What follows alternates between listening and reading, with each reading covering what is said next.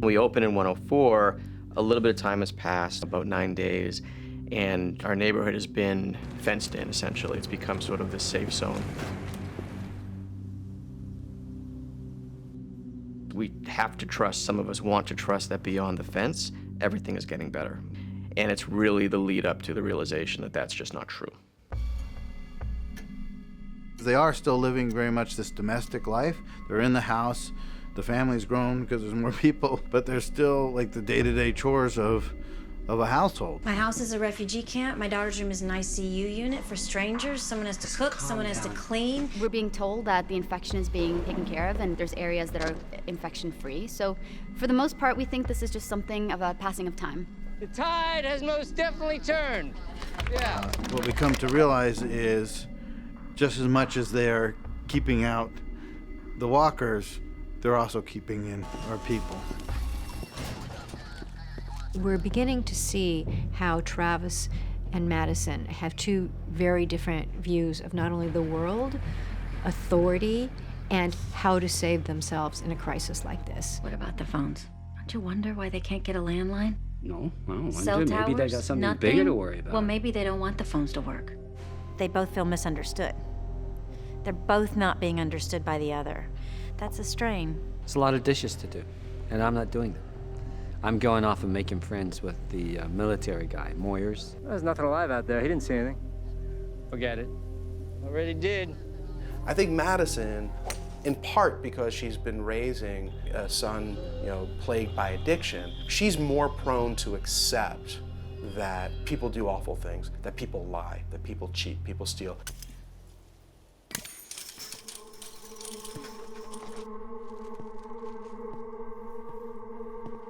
She stumbles upon a really sordid sight of bodies and mostly the infected, but she thinks she sees some bodies that were killed that weren't infected. She's not passing any moral judgments of any kind. Her situation demands actions, and objectively, Madison sees Daniel as an ally. Tell me what you saw. I don't think Madison has trusted Salazar. If it happens, it will happen quickly. You must be prepared. And then I get convinced that his way is probably the best way in this situation. Careful. So initially, we let the military in. We know that Griselda needs a hospital. It's a great thing. Then they come into the home, and the whole mood changes. I have two names. Griselda Salazar, Daniel Salazar. No, not you. Nicholas Clark. What? Our family members are literally being taken. Nick is being taken from his mother. Griselda's being taken from her husband and her daughter. No! Take it easy, take it easy.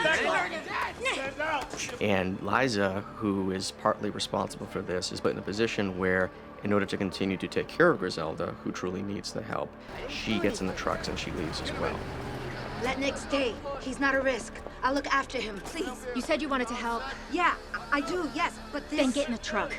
We could use you in the hospital. I know Nick, he's not my son, but there's an extension of this family, and I have guilt, and I guess also there's more I can do. All right, clear out.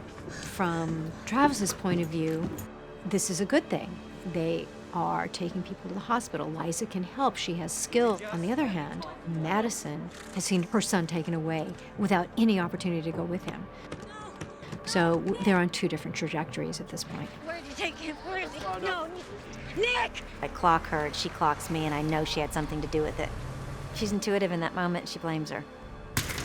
From the perspective of the military, they're being smart and trying to take care of everybody that's in the neighborhood. From the perspective of our family, we don't understand why people who don't seem to be any threat are being removed, because our characters haven't yet realized that everybody churns.